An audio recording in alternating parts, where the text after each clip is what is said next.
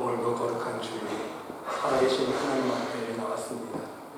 늘 우리의 삶 속에 하나님의 은혜와 사랑의 손길로 함께해 주신 은혜에 감사드리면서 우리의 마음과 뜻과 정성을 다해 하나님 앞에 예배드실 때에 오늘도 우리와 함께해 주시고 우리의 심령 찾아와 주셔서 베풀어 주실 하나님의 놀라우신 사랑과 은혜와 축복의 손길을 풍성히 받아들일 수 있는 여러분 모두가 될 수 있으시기를 간절히 주님의 이름으로 기도드립니다. 우리 다 같이 일어나셔서 사도신경으로 우리의 신앙을 고백드립니다. 전능하사 천지를 만드신 하나님 아버지를 내가 믿사오며 그 외아들 기주 예수 그리스도를 믿사오니 이는 성령으로 잉태하사 동정녀 마리아에게서 나시고 본디오 빌라도에게 고난을 받으사 십자가에 못 박혀 죽으시고 장사한 지 사흘 만에 죽은 자 가운데서 다시 살아나시며 하늘에 오르사 전능하신 하나님 우편에 앉아 계시다가 저로서 산자와 죽은 자를 심판하러 오시리라. 성령을 믿사오며 거룩한 공예와 성도가 서로 교통하는 것과 죄를 사하여 주시는 것과 몸이 다시 사는 것과 영원히 사는 것을 믿사옵나이다. 아멘.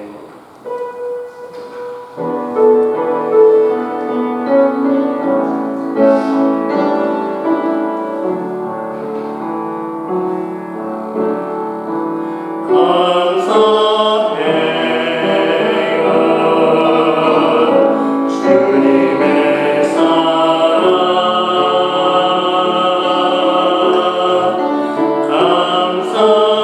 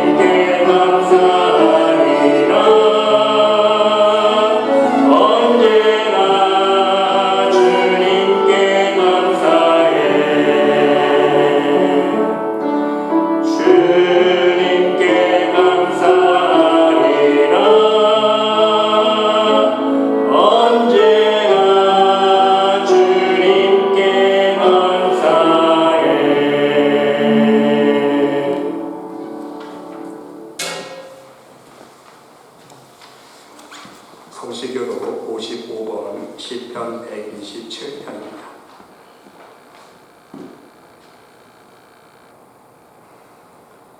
여호와께서 집을 세우지 아니하시면 세우는 자의 수고가 헛되며 여호와께서 성을 지키지 아니하시면 파수꾼의 깨어 있음이 헛되도다. 너희가 일찍이 일어나고 늦게 누우며 수고의 떡을 먹음이 헛되도다. 그러므로 여호와께서 그의 사랑하시는 자에게는 잠을 주신도다. 보라, 자식들은 여호와의 기업이요 태의 열매는 그의 상급이로다. 젊은 자의 자식은 장사의 수중의 화살 같으니 이것이 그의 화살통에 가득한 자는 복되도다. 그들의 성문에서 그들의 원수와 담판할 때에 수치를 당하지 아니하리로다. 아멘. 자리에 앉으셔서 찬송가 298장 찬양 드리겠습니다.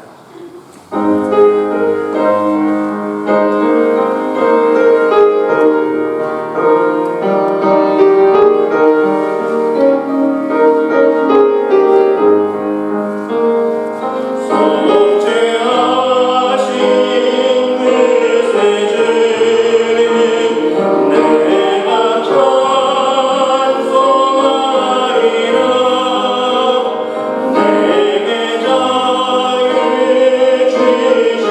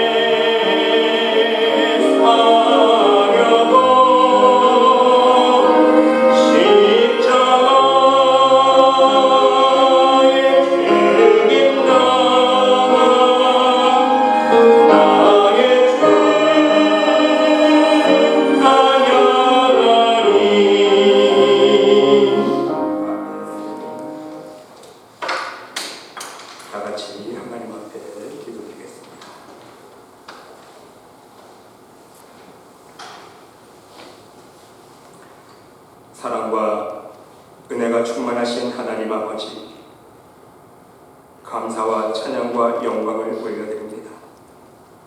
너는 두려워하지 말라. 내가 너를 구속하였고 내가 너를 지명하여 불렀나니 너는 내 것이라. 네가 물 가운데로 지날 때에 내가 너와 함께할 것이라. 강을 건널 때에 물이 너를 침몰하지 못할 것이며 네가 불 가운데로 지날 때에 타지도 아니할 것이요 불꽃이 너를 사르지도 못하리니 대저 나는 여호와여 이스라엘의 거룩한 이요 내 구원자이니라 약속하여 주신 이 말씀만을 믿고 오늘도 하나님의 은혜의 그늘 아래서 살아가게 하시니 무한 감사드리고 감사드립니다. 부디 우리들에게 변치 않는 정금과도 같은 믿음을 허락하여 주셔서 이 어둠과 죄악과 사단의 시험과 유혹들이 범람하는 세대에 살아가면서 두려워하거나 시험에 들지 않게 하여 주시고 오직 우리의 표대 되신 예수 그리스도만을 바라보며 좌로나 우로나 지치지 아니하고 오직 믿음으로 천국문을 향하여 좁은 길 생명의 길로 한 걸음 한 걸음 앞으로 나아갈 수 있는 은혜를 허락하여 주시옵소서.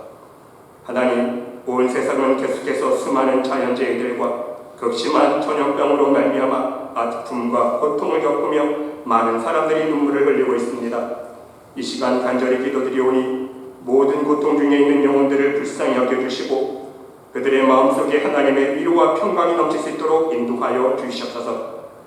무엇보다도 이 모든 고통과 고난 속에서 하나님을 믿지 않고 부인하던 많은 영혼들이 하나님의 살아계심과 하나님의 사랑을 깨달아 복음의 참 생명으로 그 마음을 돌이키는 회개의 역사가 있게 하여 주시옵소서. 이 시간 교회를 위해서 기도드립니다. 하나님의 계획하심과 뜻 가운데에 우리 말씀의 교회를 세워주셨사오니 말씀의 교회를 성령으로 기름 부어주시고 하나님의 축복과 능력과 평강과 은혜가 넘치는 교회가 될 수 있도록 인도하여 주시옵소서. 말씀의 제단에 나와 함께 예배드리는 모든 성도들의 가정과 심령 위에 하나님의 살아계신 권능의 역사가 넘치게 하여 주시고 오직 하나님의 살아계심과 하나님의 능력과 권능을 경험하며 간증하며 많은 방황하는 영혼들을 하나님의 진리의 길로 인도할 수 있는 참 생명의 길로 인도할 수 있는 우리 말씀의 교회와 모든 성도들이 될 수 있도록 인도하여 주시옵소서. 성도들의 모든 가정을 축복하여 주시고 언제 어디서 무엇을 하든지 오직 주님의 은혜와 능력의 손길을 체험하며 늘 살아계신 하나님과 교제할 수 있는 복된 삶을 살 수 있도록 인도하여 주시옵소서. 무엇보다도 늘 영육간에 강건할 수 있는 축복으로 인도하여 주시옵소서.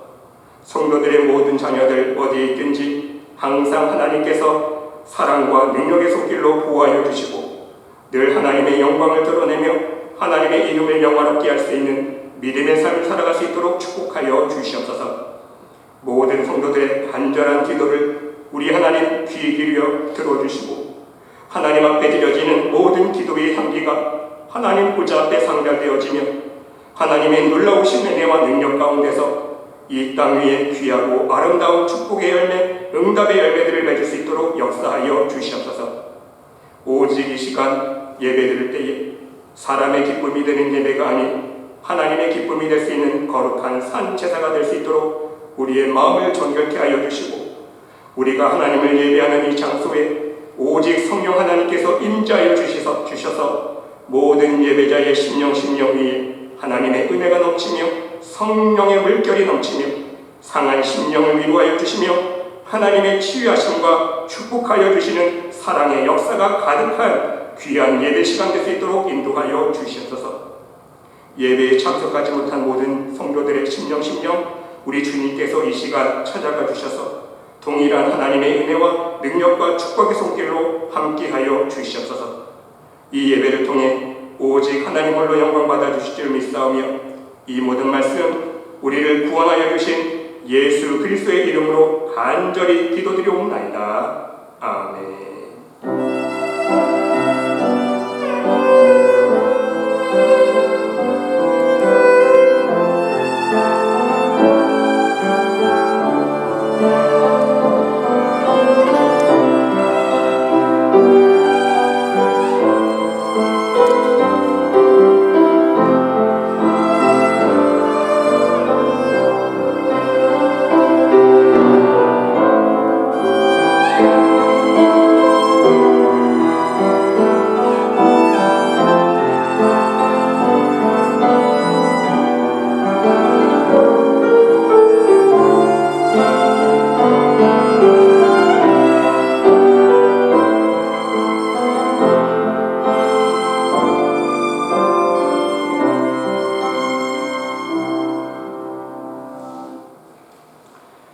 시간 우리들에게 주시는 하나님의 말씀은 마태복음 26장 47절로 56절 말씀까지입니다.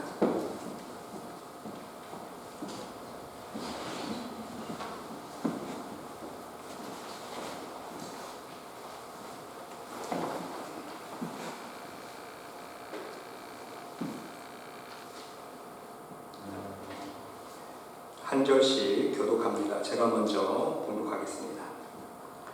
말씀하실 때에 12 중에 하나인 유다가 왔는데 대제사장들과 백성의 장로들에게서 파송된 큰 무리가 칼과 몽치를 가지고 그와 함께 하였더라. 인하시는 자가 그를 잡으라 한지라. 곧 예수께 나와 랍비여 안녕하시옵나이까 하고 입을 맞추니 예수께서 이르시되 친구여 네가 무엇을 하려고 왔는지 행하라 하신대 이에 그들이 나와 예수께 손을 대어 잡는지라. 예수와 함께 있던 자 중에 하나가 손을 펴 칼을 빼어 대제사장의 종을 쳐 그 귀를 떨어뜨리니 이에 예수께서 이르시되 네 칼을 도로 칼집에 꽂으라. 칼을 가지는 자는 다 칼로 망하느니라. 너는 내가 내 아버지께 구하여 지금 12군단 더 되는 천사를 보내시게 할 수 없는 줄로 아느냐. 네가 만일 그렇게 하면 그런 일이 있으리라 한 성경이 어떻게 이루어지겠느냐 하시더라. 그때에 예수께서 무리에게 말씀하시되 너희가 강도를 잡는 것 같이 칼과 몽치를 가지고 나를 잡으러 나왔느냐. 내가 날마다 성전에 앉아 가르쳤으되 너희가 나를 잡지 아니하였도다. 그들은 다 살자의 그를 이르려 함이니라 하시더라. 이에 제자들이 다 예수를 버리고 도망하니라. 아멘.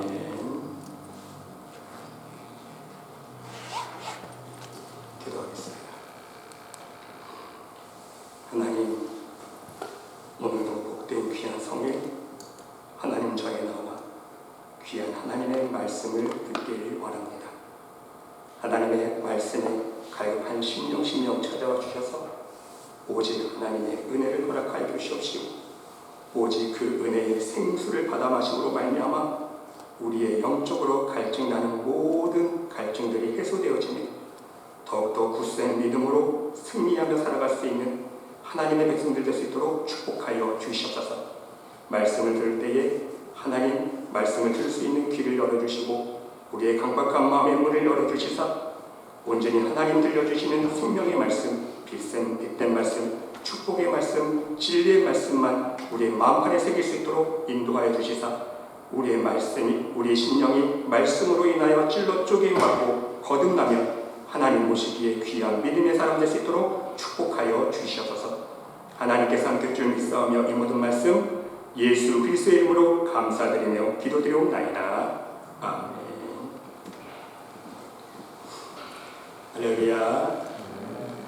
사랑하는 성도 여러분, 오늘도 함께 예배드리시는 여러분들의 심령 위에, 여러분들의 가정 위에 우리 하나님의 놀라우신 사랑과 은혜와 평강과 축복이 충만히 넘치시기를 간절히 주님의 이름으로 축원드립니다. 여러분, 대부분 이 영화나 드라마를 보게 되면요, 정해진 스토리 하나를 우리는 발견할 수가 있습니다. 무엇입니까? 반드시 악당은 결말에 자신이 뿌린 대로 열매를 거둔다는 것입니다. 총과 칼로 많은 사람들을 괴롭힌 사람은요, 똑같이 총과 칼로 망하게 됩니다. 물질의 힘으로 온갖 나쁜 짓을 한 사람은요, 나중에 똑같이 그 물질에 의해서 무너지게 되는 것을 우리가 보게 됩니다. 어찌 보면 인생의 진리라고 말씀드릴 수 있는 것입니다.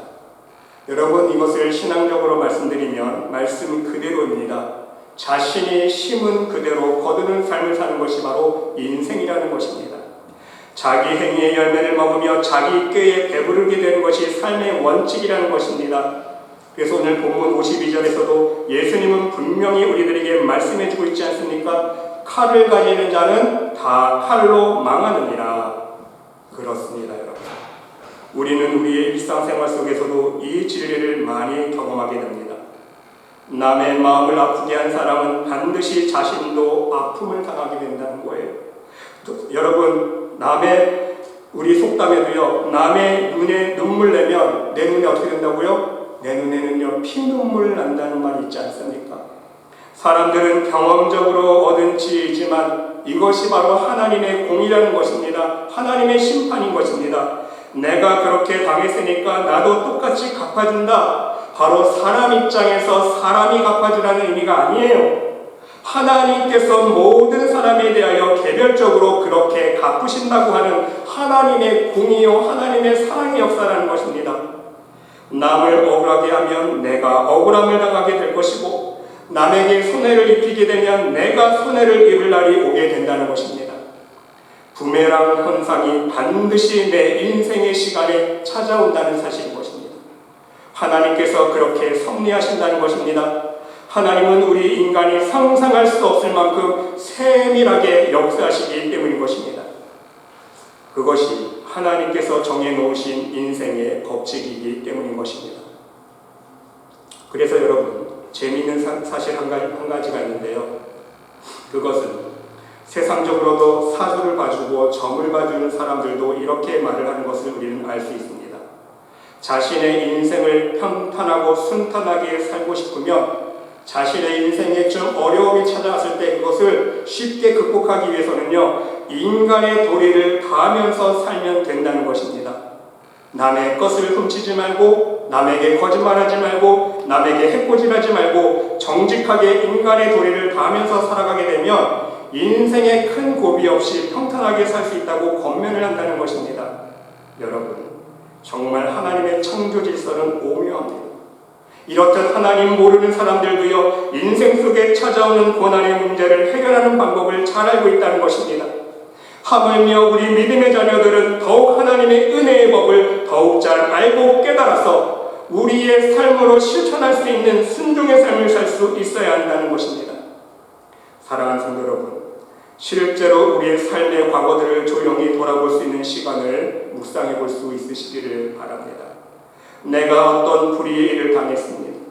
내가 억울한 일을 당했습니다. 내가 남에게 속았습니다. 내가 다른 사람에게서 마음의 상처를 받았습니다. 과연 내가 지금 당하고 있는 일을 과거에 다른 사람에게 내가 똑같이 하지는 않았습니까? 분명한 것은요, 우리도 똑같은 모습으로 다른 사람들에게 같은 실수를 범한 허물들이 있다는 것입니다. 나도 똑같은 모습으로 살아왔다는 것입니다. 나는 몰랐을 줄 모르지만 나도 모르는 사이에 나도 똑같이 살아왔다는 거예요. 더 나아가서는요, 하나님께도 우리가 그렇게 살아왔다는 것입니다. 사람에게뿐만 아니라 우리가 신앙생활하면서 하나님께도 거짓말하고 하나님 앞에서도 속이고 하나님 앞에서 하나님 마음을 아프게 해드리고 하나님 뜻대로 순종하는 삶을 살아가는 것이 아니라 내 뜻대로 내 마음대로 내 생각과 내 욕심에 미혹되어서 하나님 앞에 불순종한 삶의 모습들이 많이 있었다는 것입니다. 우리는 이 사실을 인정할 수 있어야 한다는 것입니다. 그러기에 오늘 예수님께서 말씀하고 계시는 칼을 가지는 자는 다 칼로 망하느니라, 이 말씀은요, 진정 두렵고 무서운 말씀이라는 것입니다. 그리고 여러분, 오늘 우리가 깨달아야 하는 또 한 가지 사실이 있다면, 예수님은 칼을 사용할 수밖에 없는 그 어떤 상황이 올지라도 모든 상황을 참고 인내하기를 원하시고 계신다는 말씀인 것입니다. 순간 내 충동적인 화를 참지 못해서 칼을 사용하게 되는 그 실수를 하지 말라는 것입니다. 여러분, 그래서 누가복음 22장 51절에서는요, 이것까지 참으라 말씀하고 있어요. 이것까지 참으라 하시고 그 귀를 만져 낫게 하시더라. 예수님은요, 이것까지 참으라 말씀하고 있다. 하지만 여러분, 베드로는 그렇지 못했습니다. 바로 여기에서 문제가 발생했다는 것입니다. 가룟 유다와 더불어 대제사장들과 백성의 장로들에게서 파송된 큰 무리가 한 손에는 칼과 몽치를 가지고 또 한 손에는 횃불을 들고 예수님을 체포하기 위해서 오지 않았습니까? 가룟 유다가 나와서 인사를 하는 척하면서 체포할 예수님을 알려줍니다. 예수를 파는 자가 그랬어요. 누굽니까? 가룟 유다 아닙니까? 예수를 파는 자가 그들에게 군호를 짜 이르되, 군호가 무엇입니까? 서로 말을 맞췄다는 거예요. 신호를 맞췄다는 거예요. 내가 다가가서 이렇게 하면 그 사람이 예수님 그 사람을 잡아라. 이미 서로 짰다는 거 아닙니까? 내가 입맞추는 자가 그이니 그를 잡으라 한지라 곧 예수께 나와 랍비여 안녕하시옵니까 하고 입을 맞추니, 여러분, 다른 제자들의 눈에는요 정말 참기 어려운 모습이 아닐 수 없습니다. 3년이나 제자로 따라다니던 가룟 유다가 이렇게 정면으로 예수님을 배반할 수 있는 것입니까? 그것도 예수님을 도적의 강도처럼 취급하고 있습니다. 손에 칼과 몽치를 들고 잡으러 왔기 때문인 것입니다. 그런데 유다의 행동은 더욱더 봐줄 수가 없었다는 것입니다. 아무것도 모른 척하면서 아양까지 떨면서 예수님께 접근했기 때문인 것입니다. 그러기에 더욱더 열정적으로 예수님을 따랐던 베드로는요, 이 현장을 목격하면서 참을 수 없었다는 것입니다. 그런데 중요한 사실은 우리 예수님은 그 순간에도 가룟 유다를요 책망하거나 저주하지 않으셨다는 것입니다. 가룟 유다를 오히려 불쌍히 여겨주셨다는 것입니다. 문제는 성격이 급한 베드로가 이 상황을 참지 못하고 가지고 있던 칼을 뽑아 제사장의 종 말고의 귀를 잘라버렸다는 것입니다. 이 상황을 지켜보셨던 예수님은요 베드로를 바라보시면서 이것까지 참으라 말씀해 주셨다는 것입니다. 여러분, 베드로가 지금 이렇게 행동하게 된 원인은 무엇입니까? 예수님께서 지금까지 제자들에게 알려준 십자가의 사건을 영적으로 깊이 있게 이해하지 못했기 때문인 것입니다.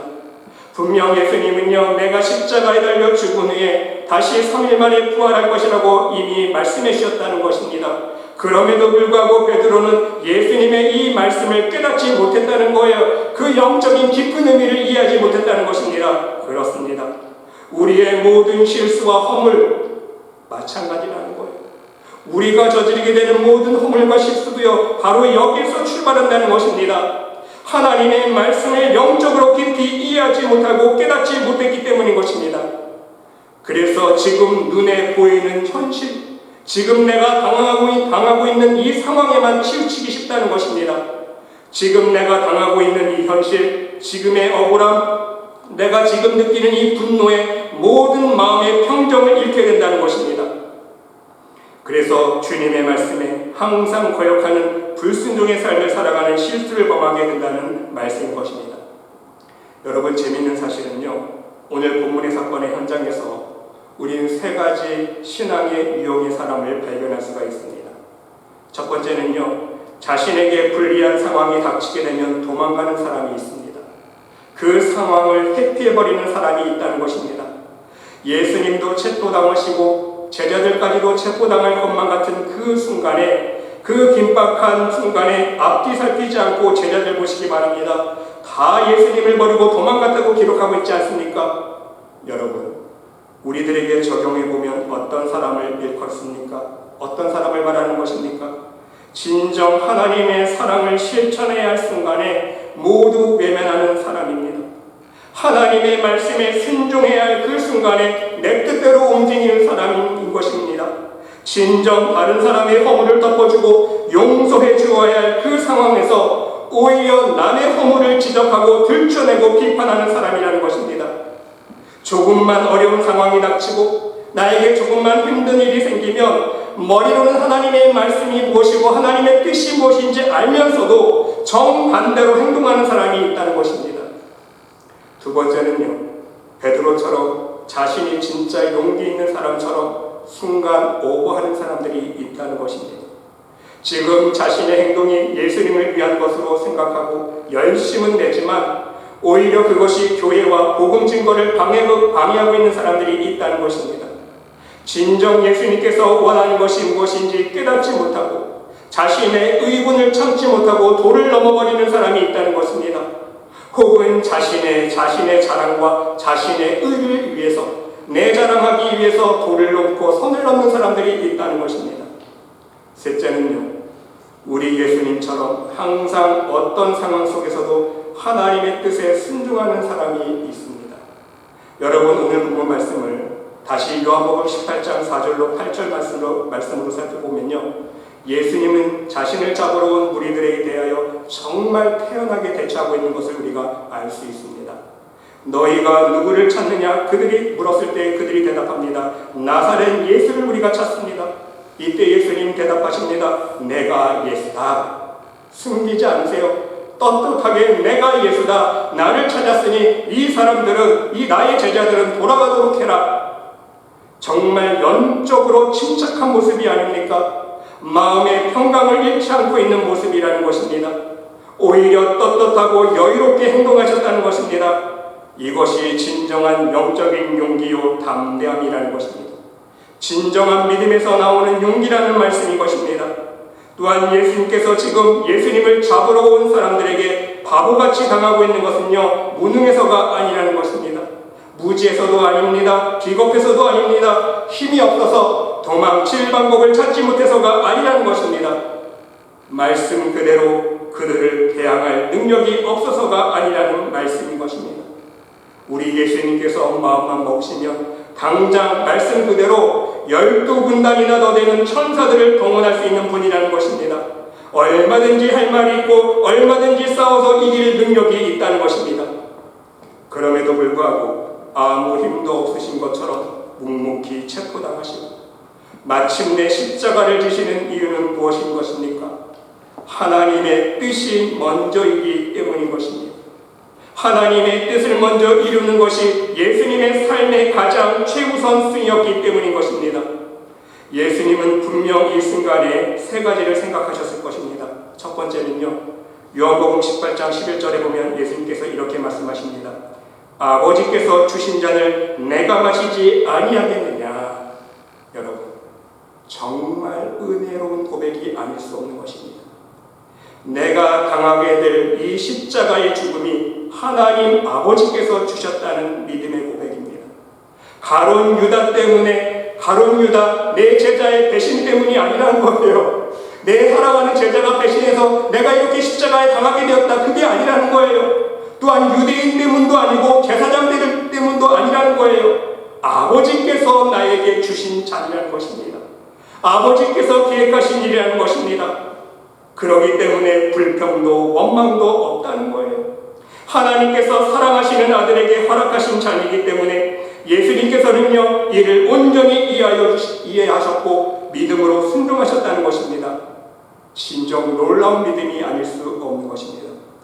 그래서 54절 말씀처럼 내가 만일 그렇게 하면 이런 일이 있으리라 한 성령이 어떻게 이루어지겠느냐 제자들에게 반문하셨다는 것입니다.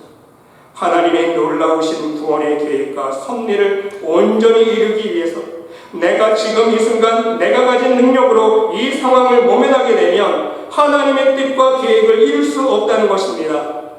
이처럼 예수님은요, 가장 먼저 하나님의 뜻을 이루는 것을 최우선으로 생각하셨다는 말씀인 것입니다. 그리고 두 번째로 예수님은 이 십자가의 죽음으로 자신이 구원해야 할 영혼들을 먼저 생각하셨다는 것입니다. 지금 당장 내가 죽는 게 문제가 아니라 하나님의 뜻 가운데에 지옥불에 떨어질 불쌍한 영혼들을 먼저 생각하셨다는 거예요. 얼마나 놀라운 하나님의 사랑 아닙니까?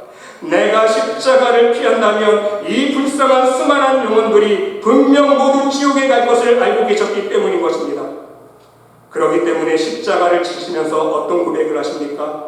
너희는 나를 위하여 울지 말라. 내가 십자가를 지고 죽게 되는 것을 가지고 울지 말라는 거예요. 왜? 나는 당연히 이제 하나님 나라, 하나님 우편에 앉게 될 것인데 너희들 오히려 기뻐해야 되는 거 아니냐? 내가 십자가의 죽음을 말미암아 너희들 울지 말라. 오히려 너희들을 위해서 울고 너희 자손들을 위해서 울라고 말씀하셨다는 것입니다. 더 나아가서 십자가상에서도 자신을 지금 죽이고 있는 영혼들을 위해서 기도해 주셨습니다. 아버지여, 그들을 사하여 주시옵소서. 지금 자기들이 하는 일을 알지 못함이니이다. 지금 죄의 문제를 해결하지 못하고 지옥불에 떨어질 불쌍한 영혼들을 먼저 생각해 주셨다는 거예요. 그래서 그들을 위해서, 그 불쌍한 영혼들을 위해서 지금 중보기도 해주고 있는 거예요. 어떤 순간에? 내가 죽고 있는 이 순간에. 말이 되는 것입니까, 여러분? 상상할 수 없는 하나님의 사랑이라는 마음인 것입니다. 세 번째로 여러분, 예수님은 이 십자가를 하나님의 섭리와 경륜으로 받아들였다는 것입니다. 흔히 사람들은요, 자신에게 나쁜 일이 찾아오면 그 사건 안에 숨어있는 하나님의 섭리는 보지 못하고 단지 우연이라고, 단지 사고 났다고 생각하기 쉽다는 것입니다. 아니면 단지 어둠과 사단이 주는 시험이라고 생각하고 그냥 흘려버립니다.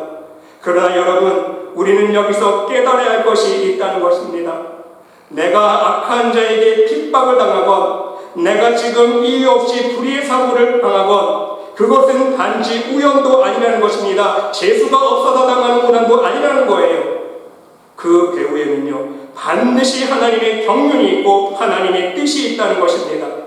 심지어 사단이 주는 시험과 고난 속에서도 엄밀히 말씀드리면요, 그 안에는 하나님의 뜻이 숨어 있다는 것입니다. 겉으로는 사단이 나를 시험하는 고난처럼 보이지만, 사단이 나를 시험하는 진짜 이유는 무엇입니까? 내가 왜 사단의 시험에, 내가 왜 유혹을 당해야 되는 것입니까? 하나님 앞에서 나의 믿음이 온전하지 못하기 때문 아닙니까? 내 믿음의 틈새가 보이기 때문인 것입니다. 내 믿음의 허점이 보이고 뭔가 허술하고 연약하기 때문인 것입니다. 바로 그 틈을 타고 사단이 나를 시험하는 것입니다. 그렇기 때문에 여러분, 이것 역시 깊은 차원에서는요, 하나님의 경륜이라는 것입니다. 이것을 통해서 더욱 하나님 앞에 온전한 믿음의 사람으로 서야 하기 때문인 것입니다. 하나님은 그걸 원하고 계세요. 우리가 사단의 시험을 받을 때에, 어떤 고난의 유혹을 받을 때에 그것에 쓰러지는 것이 아니라, 낭망하는 것이 아니라 그 시험을 통해서 온전히 믿음이 더 굳건해지고 연단받아서 하나님 앞에 온전한 믿음으로 서기를 하나님은 원하고 계시다는 말씀인 것입니다. 여러분, 예를 들어서 실제로 바로 왕이 출애굽하기 전까지는요, 이스라엘 백성들을 괴롭혔습니다. 이것 역시 알고 보면 그것도 하나님의 경륜 안에 있는 일이었다는 사실입니다. 왜입니까? 괴롭힘을 당해야 하나님을 찾기 때문인 것입니다. 그래야 하나님 앞에 부르짖기 때문인 것입니다. 여러분, 출애굽기 말씀 읽어보세요. 얼마나 고난, 심한 노동을 당했으면 이스라엘 백성들이 하나님 앞에 그 고된 노동을 인하여 하나님 앞에 울부짖으면서 부르짖었다고 말씀하고 있지 않습니까? 그때 하나님께서 그 부르짖음을 하나님이 듣고 기억하셨다 그랬어요. 여러분, 이해가 되십니까? 하나님은요, 이 고난을 통해서 하나님 앞에 부르짖게 만드시는 거예요. 하나님의 경륜이 숨어 있다는 뜻입니다. 여러분, 바벨론 느부갓네살 왕이 예루살렘을 침공하지 않았습니까? 멸망시켰습니다. 이건 역시 하나님의 경륜 안에 있는 침략이었다는 것입니다. 단지 악한 자의 승리를 말씀하고 있는 것이 아니라 하나님께서 이스라엘을 사랑해 주시는 그 사랑이 숨어 있다는 거예요. 결국은 그들은 하나님의 품으로 돌아오게 하시려는 하나님의 오묘한 경륜 안에서 이 모든 사건이 이루어졌다는 것입니다. 이스라엘 백성들이 자신들의 하나님 앞에 범한 죄를 회개하고 하나님 앞에 돌아오기를 바라시는 하나님의 사랑이 숨어 있는 것 아닙니까? 이와 같이 이해를 우리가 할 수 있을 때에 우리는 우리의 삶 속에 일어나는 모든 고난을 바르게 이해하고 그 안에서 하나님의 뜻을 발견할 수 있게 된다는 사실인 것입니다. 지금 이 사건을 통해서, 지금 내가 당하고 있는 이 고난을 통해서 하나님께서 나에게 무엇을 말씀하고 계시는가? 내가 지금 무엇을 깨닫기를 원하고 계시는가? 내가 지금 하나님께 어떻게 하는 것이 바른 순종의 삶을 살아가는 것인가? 내가 지금 무엇을 뉘우치고 회개하고 하나님 앞에 돌아와야 되는 것인가? 바로 이것을 깨닫고 하나님 앞에 더욱 신실한 믿음으로 나올 수 있어야 한다는 말씀인 것입니다. 그렇습니다, 여러분. 하나님의 모든 계획하심과 일 속에는요, 하나님의 사랑이 숨어 있다는 것입니다. 여러분, 아브라함이 이삭을 하나님 앞에 제물로 드리는 사건을 보시기 바랍니다. 오늘은 여러분, 한번 시각을 조금만 우리가 각도를 틀어서 아브라함 입장에서 이 사건을 바라보는 것이 아니라 이삭의 입장에서 한번 생각해 보시기 바랍니다. 이삭 입장에서 바라볼 때에 아버지는 100세가 넘은 지금 노인입니다. 마음만 먹으면 얼마든지 아버지를 뿌리치고 도망갈 수 있는 상황 아닙니까? 여러분, 세상적으로 한번 인간적으로 보세요. 이삭이 지금 아버지보다 더 젊은 사람입니다. 더 힘이 세지 않습니까? 마음만 먹으면요, 충분히 그 상황에서 아버지를 뿌리치고 도망칠 수 있었다는 상황입니다. 그래서 하나님 앞에 자신을 번제로 드리려고 준비하고 있을 때 아버지 노망이 드셨군요. 어떻게 살아있는 사람을, 그것도 아버지가 가장 사랑하고 있는 아들인 나를 죽이려고 합니까? 도망치려고 마음만 먹으면 얼마든지 도망칠 수 있는 상황이었을 것이라는 말씀인 것입니다. 설마 우리가 믿는 하나님이 사람을 죽여서 제물로 바치라고 할 리가 없지요. 아버지, 정신이 조금 이상해지신 것 같네요. 이렇게 주장하면서 도망칠 수 있었다는 사실인 것입니다. 그런데 여러분, 아마도 아브라함은요, 이렇게 이삭에게 말을 했을 것입니다. 아브라함이 이삭을 바라보면서 침착하고 신중한 목소리로 말을 합니다. 내 사랑하는 아들아. 예, 아버지. 내가 너를 진정 사랑하고 있는 건 너 알고 있지? 예, 아버지, 그럼요. 아버지가 나를 사랑하고 있다는 건 제가 잘 알고 있습니다. 아버지의 목숨보다도 저를 사랑하시는 줄 제가 잘 알고 있습니다. 그래, 그렇단다. 나는 너 대신 죽으라고 해도 기꺼이 죽을 수 있단다. 내 목숨보다 너를 더 사랑하고 있기 때문이란다. 너도 그 사실을 잘 알고 있지? 예, 아버지, 잘 알고 있습니다. 아버지가 진정 나를 얼마나 사랑하고 있는지 잘 알고 있습니다. 그럼 됐다. 이 제단에 누워라. 하나님께서 너를 지금 제물로 바치라고 말씀하셨단다. 그러자 이삭은 아버지의 이 말을 듣고 반항하지 않고 순종했다는 것입니다.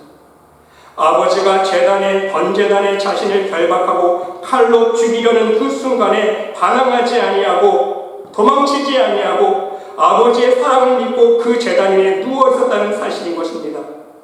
여러분, 진정 놀라운 일이 아닙니까? 내가 너를 사랑한단다, 이 사실을 믿니? 그렇다면 내가 지금 너에게 하는 모든 말들, 모든 행동은 모두 너를 사랑하기 때문이라는 것을 너 알겠지? 사랑하는 성도 여러분, 오늘 이 시간 바로 이러한 하나님 아버지의 사랑의 음성을 여러분 모두 들을 수 있으시기를 바랍니다. 그리고 명심할 수 있으시기를 바랍니다. 우리 예수님은요, 십자가를 지시고 그 무슨 고난을 당하시건 억울함을 당하시건 하나님의 사랑에 대해서는요, 조금도 의심하지 않으셨다는 사실인 것입니다. 아멘?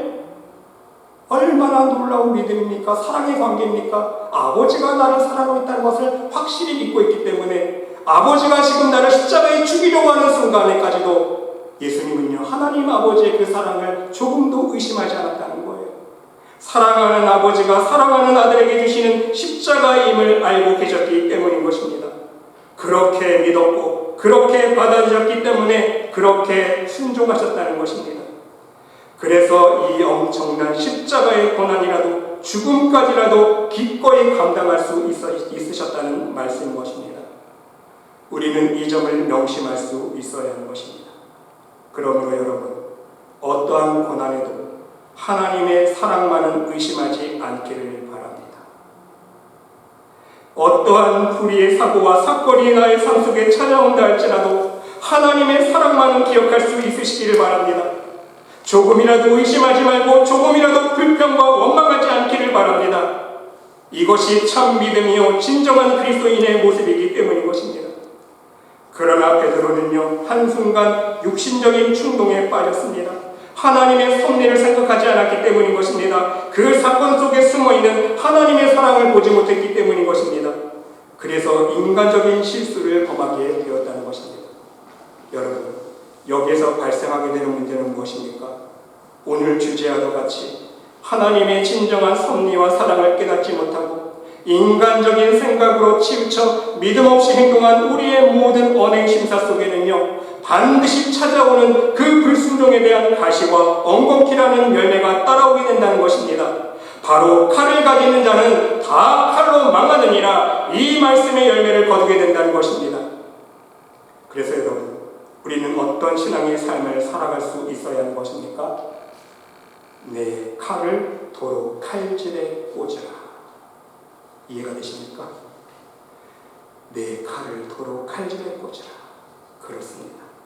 우리는 우리의 삶 속에 경험하게 되는 모든 사건마다, 그리고 매 순간 찾아오게 되는 의혹의 음성이 있을 때마다 그 사건 속에 숨어있는 하나님의 경륜을 깨닫지 못하고 그 고난과 사건과 또한 유혹의 음성 속에 숨어있는 하나님의 사랑을 발견하지 못하고 매번 우리의 숨겨두었던 칼을 꺼내어 휘두르게 된다는 사실인 것입니다. 그러면 여러분, 결국 누구 손해입니까? 칼을 꺼내들면 그 칼은 결국 나를 찢는다는 것입니다. 그 칼은 무엇입니까? 내가 내 교만을 이기지 못하고 그 교만의 칼을 꺼내들면 결국은 내가 그 교만의 칼에 찔리게 된다는 것입니다. 내가 내 욕심을 이기지 못하고, 내가 내 시기와 질투와 미움을 이기지 못하고, 내가 내 마음속에서 꿈틀거리는 불평과 원망을 이기지 못하고 그 칼을 꺼내 들어 휘두르게 되면 결국은 그 칼이 내 심장을 다시 찌르게 된다는 말씀인 것입니다. 여러분, 내 칼을 도로 칼집에 꽂아라. 오늘 이 시간 이 말씀을 마음판에 새길 수 있으시기를 바랍니다. 어떻게 하면 항상 우리의 마음속에 꿈틀거리는 칼들을 칼집에 잠잠하게 꽂아둘 수 있습니까? 오늘 말씀 그대로입니다. 모든 사건 상황 속에서 하나님의 섭리와 사랑을 깨닫고 발견할 수 있으시기를 바랍니다. 우리의 삶의 모든 상황들과 사건들은요, 결국 우리를 미워서 하나님께서 그렇게 하시는 게 아니라는 거예요. 우리를 지옥에 보내시려는 것이 하나님의 뜻이 아니라는 것입니다. 우리를 사랑하시기 때문에, 우리를 연단하시고 우리에게 더욱더 굳건한 믿음을 허락해 주시기 위해서 하나님께서 우리에게 베푸시는 사랑의 사건이라는 말씀을 우리가 기억할 수 있어야 된다는 것입니다. 부디 여러분 모두 우리를 죽기까지 사랑하여 주신 그 하나님의 사랑을 여러분 삶 속에서 발견하고 깨달아서 오직 하나님의 사랑에 온전한 사랑으로 보답하며, 또한 더 나아가서 온전한 믿음으로 응답하며 살아갈 수 있는 복된 믿음의 백성들이 모두 될 수 있으시기를 간절히 주님의 이름으로 축원드립니다. 기도드립시다. 하나님, 오늘 우리들에게 주신 말씀처럼 항상 우리 안에서 꿈틀거리는 교만과 욕심과 미움들, 그리고 우리의 삶의 현실에 대한 불평과 원망들을 오직 우리를 사랑하여 주신 그 하나님의 사랑으로 덮어버리기를 원합니다. 우리의 모든 삶의 환경들과 상황 속에서 우리를 향하신 그 하나님의 기쁘신 사랑과 은혜를 발견하고 깨달아서 더욱 하나님 앞에서 성숙한 믿음의 자녀로 살아갈 수 있도록 인도하여 주시옵소서. 성숙한 우리의 믿음 위에 더욱더 풍성하신 하나님의 사랑과 은혜와 축복들을 경험할 수 있는 귀한 믿음의 삶을 살아갈 수 있도록 우리 말씀의 모든 영혼들을 축복하여 주시옵소서. 하나님께서 함께 줄 믿사오며 이 모든 말씀 예수 그리스도의 이름으로 감사드리며 기도드리옵나이다. 아멘.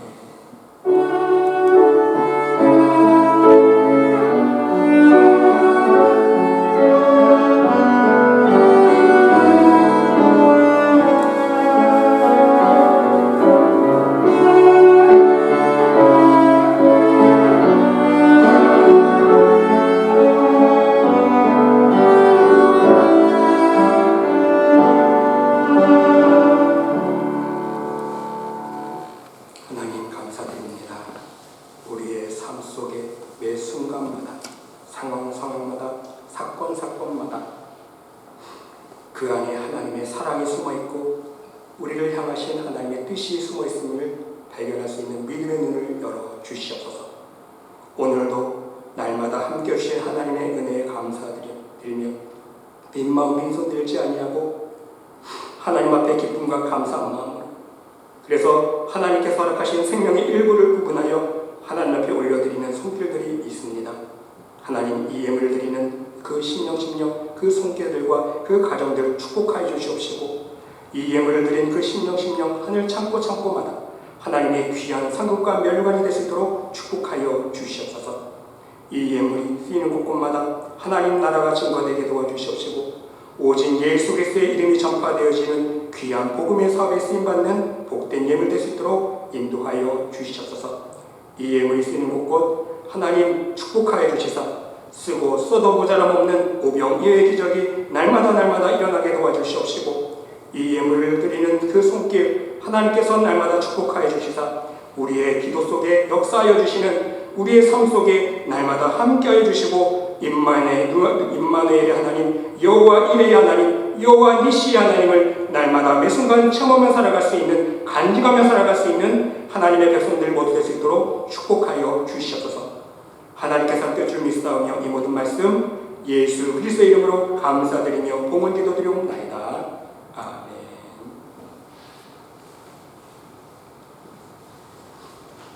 교회 소식 말씀드리겠습니다. 다시 한번 함께 예배드리시는 여러분들의 심령심령위에 또 가정가정위에 우리 하나님의 놀라우신 사랑과 은혜와 축복이 풍성히 넘치시기를 간절히 주님의 이름으로 기도드립니다. 여러분 계속해서 우리 교회와 우리 성도들 가정가정 그리고 우리 코로나 사태를 위해서 중보 기도해 주시면 감사하겠습니다. 계속해서 우리가 사순절을 보내고 있습니다. 여러분 사순절 기간 동안 우리 신약 성경 통독을 하면서 더욱더 풍성하신 하나님의 사랑과 은혜를 체험할 수 있는 여러분 귀한 시간 가질 수 있도록 되시기를 바랍니다. 이제 벌써 여러분 다음 주일은 종료주일입니다. 종료주일 지나면 또 그 다음 주는 부활주일인데요. 정말 시간이 빨리 지나가는 것 같습니다. 여러분 종료주일을 우리가 준비하면서 골고다 언덕 십자가를 지시기 위해서 예루살렘 성에 입성하시는 우리 예수님을 생각하시면서 더욱더 하나님 앞에 간절한 기도로 나아갈 수 있는 여러분 모두가 될 수 있으시길 바랍니다. 지금 출타 중에 계신 우리 문시원 장로님 가정 위해서 또 우리 한국에 방문 중인 이인의 권사님 가정을 위해서 기도해 주시면 감사하겠습니다. 오늘 우리 박경희 집사님 가정에 좀 볼 일이 있으시다고 연락신다고 연락을 받았습니다. 여러분 기도해 주시면 감사하겠습니다. 이 시간 다 같이 일어나셔서 우리 옆에 있는 분과 함께 인사 나누겠습니다. 주의 사랑으로 사랑합니다. 항상 건강하세요. 감사해 우리 함께 찬양 드리시고 축도로 예배 마치겠습니다.